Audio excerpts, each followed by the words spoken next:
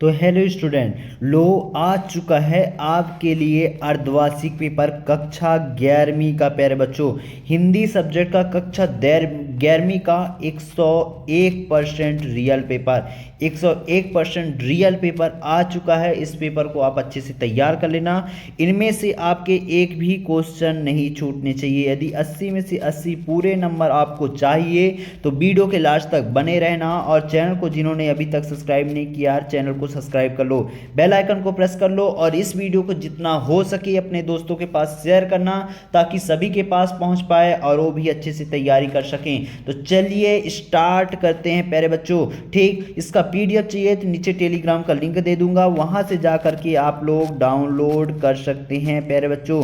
ठीक ना, पीडीएफ वगैरह नीचे डिस्क्रिप्शन पर लिंक दूंगा, वहां से डाउनलोड कर लेना। पहला क्वेश्चन क्या है, सही विकल्प चुन करके लिखिए। 6 नंबर के क्वेश्चन हैं, हर एक क्वेश्चन एक एक नंबर का है। तो पहला है, कबीर ने ईश्वर कितने रूप में माने हैं? 1, 3, 4 या 2?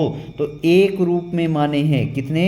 एक रूप में। अगला क्या है, श्रृंगार काल किस काल को कहा गया है? तो रीति काल को कहा गया है। बा नंबर होगा रीति काल। ठीक, ये वाला रीतिकाल। फिर करुण रस का स्थायी भाव क्या होता है? तो करुण रस का स्थायी भाव शोक होता है। क्या होता है? शोक होता है। फिर अगला क्वेश्चन यहाँ पास देखिए, नमक का दरोगा कहानी की प्रकाशन हुआ था तो कौन से सन में हुआ था? 1914 में हुआ था। ठीक, फिर यहाँ पास देखिए, मैया नसीरुद्दीन कितने प्रकार की रोटी बनाने के लिए मशहूर थी? तो कितने प्रकार की रोटी बनाती थी? 56। कितने? 56 प्रकार की। अगला क्वेश्चन यहाँ पास देखिए, कुएं की खुदाई करने वाले को क्या कहा जाता था? तो कुएं की खुदाई करने वाले को चेंज कहा जाता था। क्या? चेंज कहा जाता था।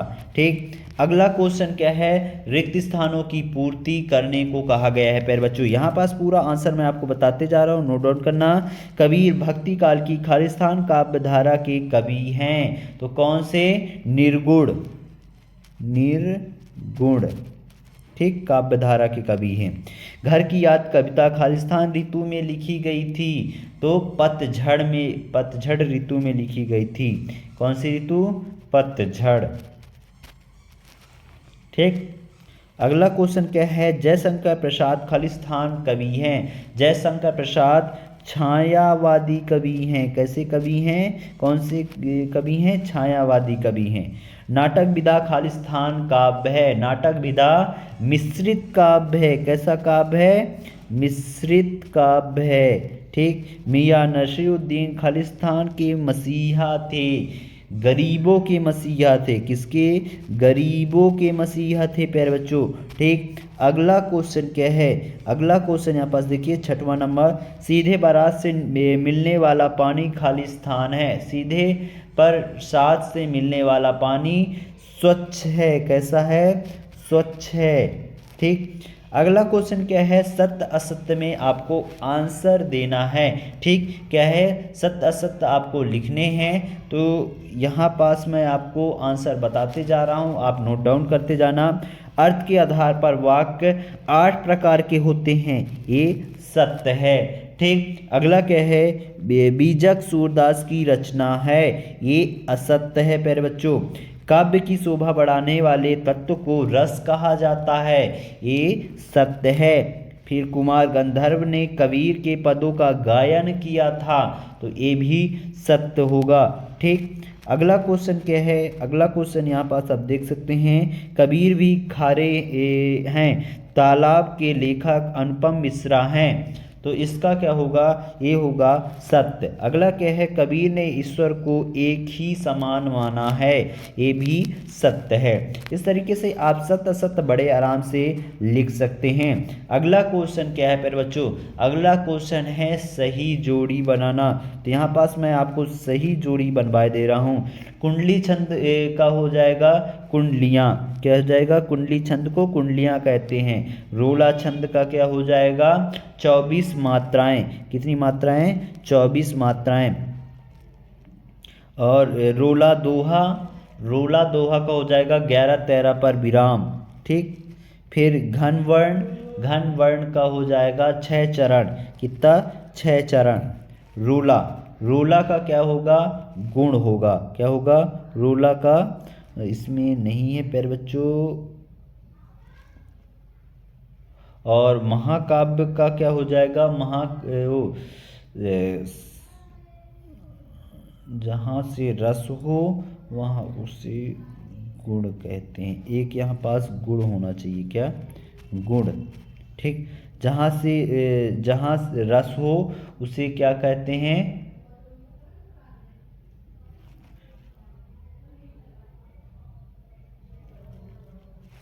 इसका बताऊंगा बाद में। फिर यहाँ पास देखिए अगला क्वेश्चन, एक वाक्य में आपको उत्तर लिखने को कहा गया है। ठीक, तो यहाँ पास मैं आपको बताते जा रहा हूँ आंसर। जगत क्या देखकर मोहित हो रहा है? तो जगत प्रकृति की सुंदरता और कृतिमय को देखकर मोहित हो रहा है। क्या? प्राकृतिक की सुंदरता,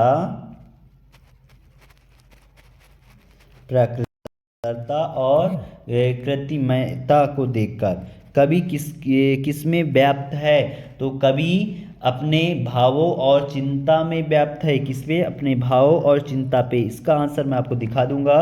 खंड काव्य की परिभाषा लिखिए। तो खंड काव्य की परिभाषा क्या होगा? ऐसे काव्य रचना जो किसी एक प्रसंग या घटना पर आधारित हो उसे काव्य खंड कहते हैं। फिर अगला क्वेश्चन क्या है? दो महाकाव्यों के नाम तथा एक एक रचना लिखिए। दो महाकाव्य, पहला महाकाव्य है महाभारत जो देव व्यास जी ने लिखा था, और दूसरा है रामायण जो वाल्मीकि जी ने लिखा था। फिर भारतीय टेलीविज़न को दूरदर्शन नाम कब दिया गया था? तो कब दिया गया था? 15 सितंबर। कब? 15 सितंबर 1959 में दिया गया। सिनेमा के आविष्कार का श्रेय किसे दिया जाता है? तो सिनेमा के आविष्कार किसको श्रेय दिया जाता है? ल्यूमर ब्रदर्स को। किसको? ल्यूमर ब्रदर्स को दिया जाता है। इस तरीके से आपको आंसर यहाँ पास कर लेने हैं। यहाँ पास कुछ आंसर, कबीर ने अपने आप को दीवाना क्यों कहा है, और इसके अथवा में क्या है? मीरा कृष्णा की उपासना किस रूप में करती है, यह रूप कैसा है। इन सभी के आंसर मैं आपको बता दे रहा हूँ। रीति काल को श्रृंगार काल क्यों कहा गया है, और भक्ति काल को हिंदी साहित्य का स्वर्ण युग काल क्यों कहा गया है। इनके आंसर मैं आपको दिखा रहा हूँ, नोट डाउन कर लेना। तो यहाँ पास आप देख सकते हो 5वें का फर्स्ट क्या है? जगत को देखकर क्या कह रहा? तो इसका आंसर यहाँ पास है ये फर्स्ट का, ये सेकंड का आंसर। ठीक, इसी तरीके से ये थर्ड, फोर्थ, फिफ्थ, सिक्स, ये फिफ्थ, सिक्स ये वाला नहीं है, तो इतना आंसर आप कर लेना। ठीक, ये 6वें का उत्तर है। कबीर ने अपने आप को दीवाना क्यों कहा है? तो यहाँ से पूरा आंसर यहाँ तक लिखना है। अथवा में क्या है? मीरा कृष्णा की उपासना किस रूप में करती है, रूप कैसा है, तो यहाँ से यहाँ तक के आंसर दिया गया है। क्वेश्चन क्रमांक 7वां क्या था? रीति काल को श्रृंगार काल क्यों कहा जाता है? तो यहाँ से आपको यहाँ तक कर लेनी है। फिर इसके अथवा में क्या था? अथवा में था भक्ति काल को हिंदी का स्वर्ण युग काल क्यों कहा जाता है?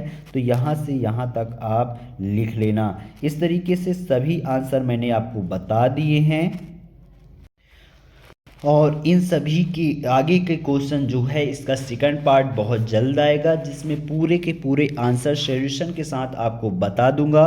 उसको आप नोट डाउन कर लेना।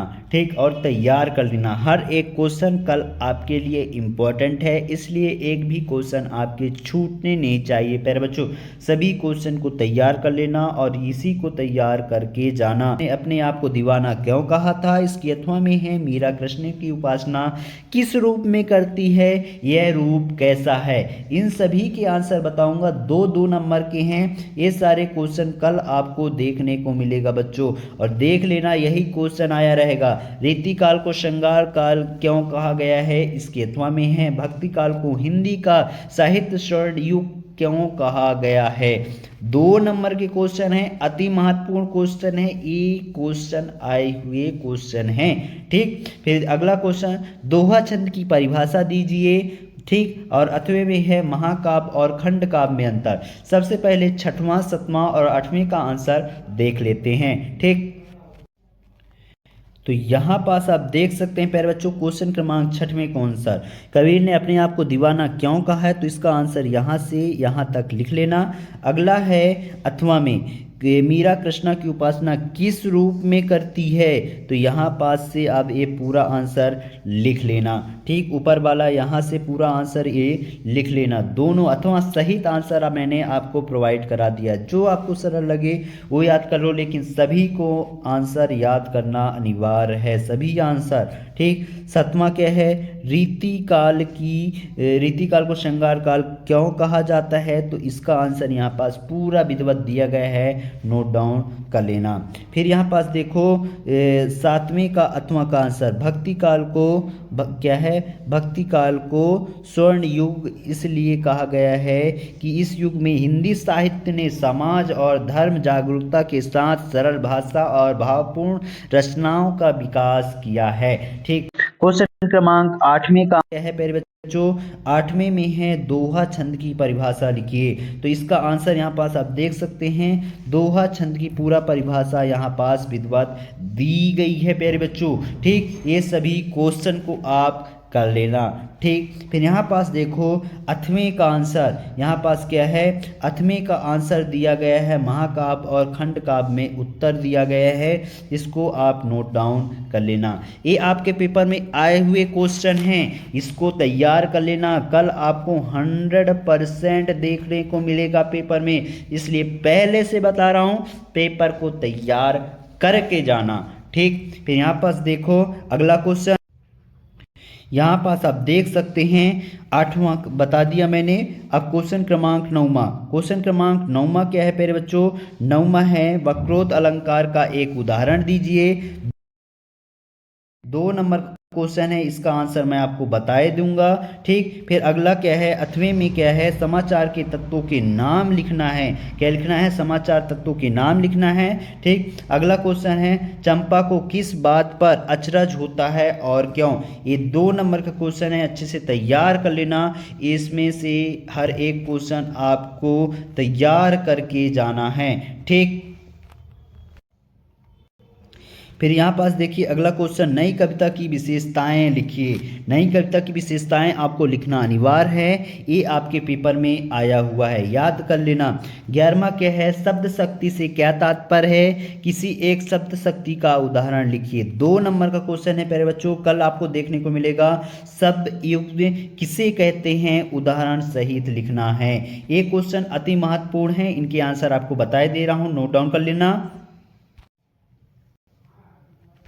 यहाँ पास देखो वक्रोक्त अलंकार का उदाहरण यहाँ पास पूरा विधिवत दिया गया है। ठीक, इसको आप नोट डाउन कर सकते हैं। ठीक, फिर अगला क्वेश्चन, ये अथवा का आंसर है, कौन सा है, अथवा और का आंसर। ठीक, ये 12 नंबर, समाचार के तत्वों के नाम, ये 3 तत्व दिया गया है, 4 5 तत्व यहाँ पास दिए गए हैं, इसको आप नोट डाउन कर सकते हैं। क्वेश्चन क्रमांक 10वां, क्वेश्चन क्रमांक 10वां, ये पहला वाला आंसर और ये 8वां वाला आंसर। ठीक, ये 8वां वाला, नई कविता की विशेषताएं, दोनों आंसर यहाँ पास दी गई हैं, दोनों को आप नोट डाउन कर सकते हैं। ठीक, याद कर लेना अच्छे से।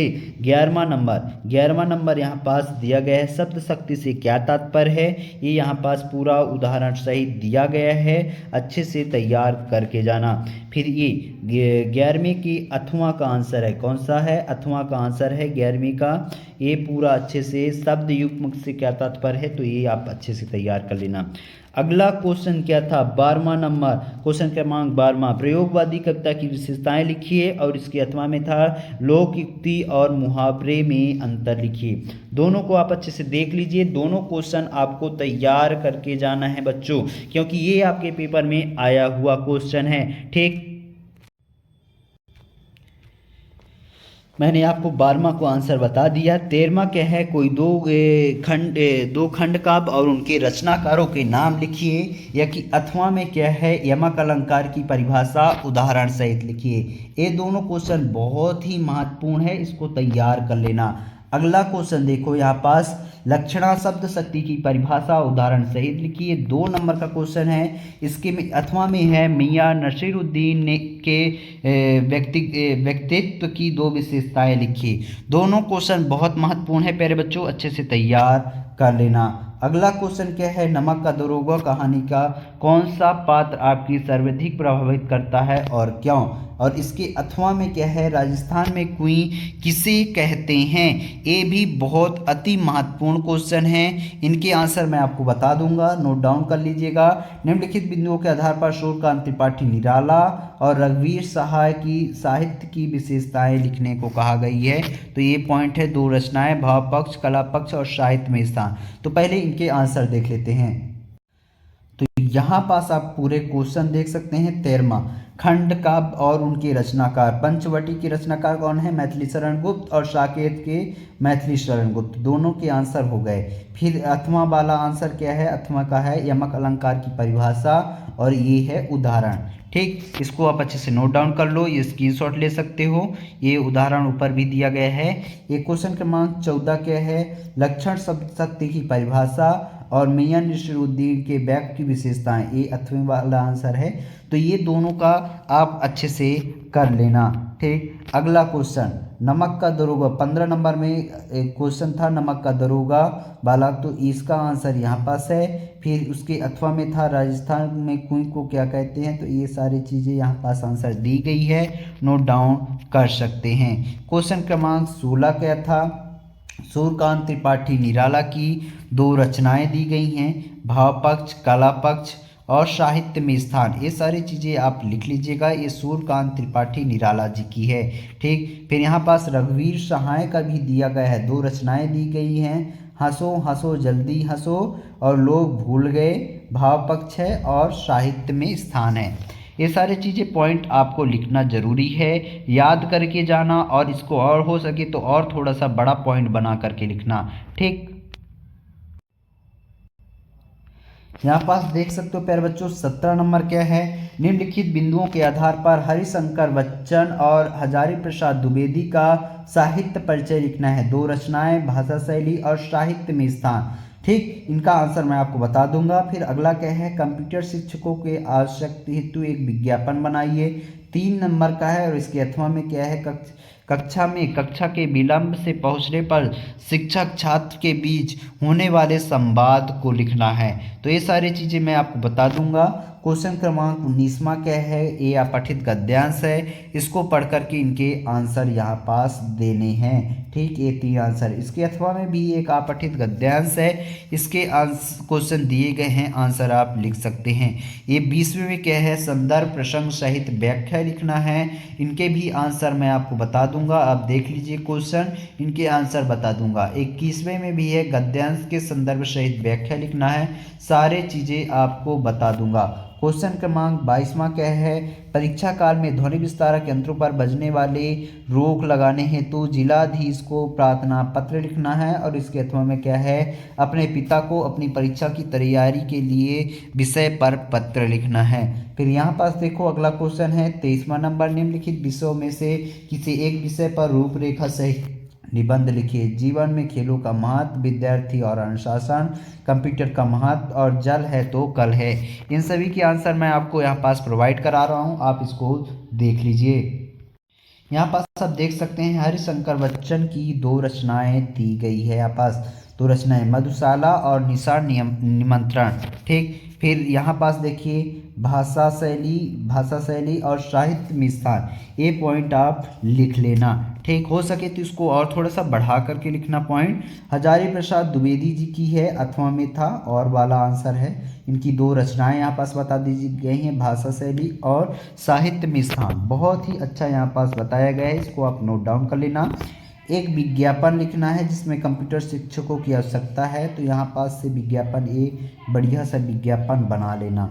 ठीक, यहाँ पास और कुछ पॉइंट दिए गए हैं, इसको भी आप ऐड कर सकते हैं। ठीक, फिर इसके अथवा में और वाला अथवा में शिक्षक और छात्र के बीच संबंध, तो ये शिक्षक छात्र फिर शिक्षक फिर छात्र, इस तरीके से आप लिख सकते हैं बड़े आराम से। थोड़ा सा और बढ़ा करके पॉइंट, मैंने सिर्फ 2 बार शिक्षक लिया है, 2 बार छात्र की बात लिया है, आप और बढ़ा सकते हो। क्वेश्चन क्रमांक 19 के जो गद्यांश हैं उनके आंसर हैं ये, और इसके अथवा का आंसर यहाँ पास दिया गया है, स्क्रीनशॉट कर लो या वीडियो को रोक करके लिख सकते हो, ये सारी चीज़ें आपके लिए महत्वपूर्ण हैं। क्वेश्चन क्रमांक 20 में संदर्भ प्रसंग सहित व्याख्या करना था, तो ये ऊपर वाले का ये संदर्भ सहित व्याख्या है। फिर यहाँ पास देखो ये अथवे का है, ये वाला अथवे का है खा नंबर, ठीक, ये सही, सब सही, ठीक। क्वेश्चन क्रमांक 21 में भी संदर्भ सहित व्याख्या लिखना था, संदर्भ प्रसंग और यहाँ पास व्याख्या दी गई है। और उसके अथवा वाला का है संदर्भ प्रसंग और यहाँ पास व्याख्या, सारी चीज़ें स्पष्ट रूप से दी गई हैं, आप इसको नोट डाउन कर सकते हैं। ये यहाँ पास ध्वनि विस्तारक यंत्रों पर रोक लगाने हेतु प्रार्थना पत्र आप अच्छे से देख लीजिए, पूरा अच्छे से लिखा गया है। और यहाँ पास ये पिताजी को पत्र वगैरह, तो ये आप देख सकते हैं, इसको और थोड़ा सा पत्र बढ़ा लेना, लेकिन निबंध थोड़ा सा मैंने अच्छे से बढ़ा करके लिखा है। रूपरेखा वगैरह पहले लिखना है, फिर प्रस्तावना लिख लीजिए, जल का महत्व, जल के संकट, जल के उपाय, ठीक, निष्कर्षण, ये सारी चीज़ें आप अच्छे से बना करके लिख लेना, ठीक प्यारे बच्चों। तो सारे क्वेश्चन के आंसर मैंने आपको प्रोवाइड करा दिए हैं। आशा करता हूँ आपको सब समझ में आ गया होगा। मिलते हैं नए वीडियो के साथ, ठीक।